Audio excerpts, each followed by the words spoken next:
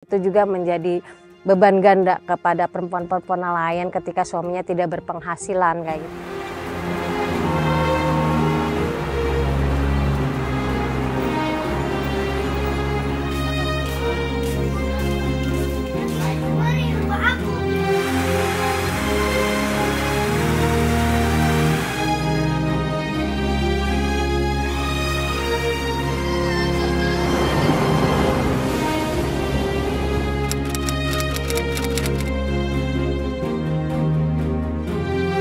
Permasalahannya sih selain konflik lahannya, kita di sini juga sekarang terjadi perubahan iklim yang sangat berdampak untuk kami yang tinggal di pesisir kayak gitunya, seperti banjirop, terus musim yang sudah tidak bisa diprediksi ketika suami melaut, terus kelangkaan jenis-jenis ikan sudah terjadi di sini, terus punahnya rumput laut karena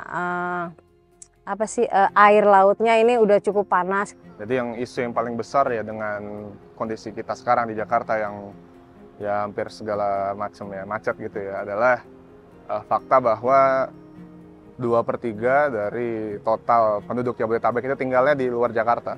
Terpaksa mencari tempat yang lebih jauh demi harga properti yang lebih murah di mana mereka bisa tinggal.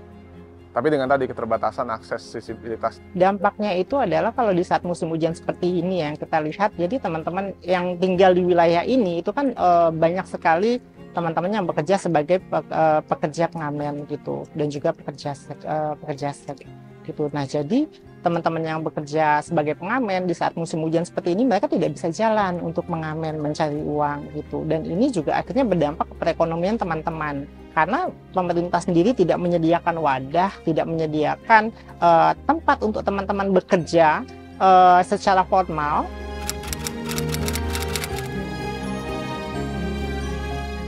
Tapi ketika kami melaut ke tengah, tiba-tiba turun angin kayak gitu, akhirnya tidak menghasilkan pendapatan suami kan ya. Nah, itu juga menjadi beban ganda kepada perempuan-perempuan nelayan ketika suaminya tidak berpenghasilan. Biasanya kan perempuan nelayan di sini kalau airnya kering kayak gitunya, biasanya kering sampai sana tuh, itu kita bisa nyari kerang di sini. Berasa banget untuk kami pengelola pantai dari tahun ke tahun kayak gitunya, itu ada beberapa meter yang hilang kayak gitunya dari daratan. Jadi ya pada akhirnya kita tahu sendiri kan, hampir semua jalan arteri, jalan tol yang masuk ke kota Jakarta itu macet tiap hari.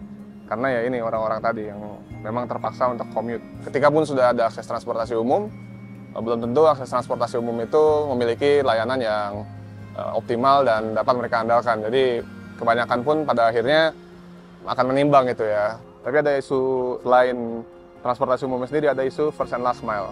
Mungkin tarif naik PJ hanya 3.500, tapi biaya mereka dari rumah untuk ke halte bisa berapa kali lipat gitu. Teman-teman juga kalau misalkan terdampak krisis iklim. Nah, saat teman-teman sakit, untuk mengakses rumah sakit pun teman-teman tidak punya BPJS. Jaminan sosial buat teman-teman tuh kayak mengakses bikin BPJS ketenagakerjaan, kesehatan itu kan butuh KTP. Membuka rekening bank itu butuh KTP.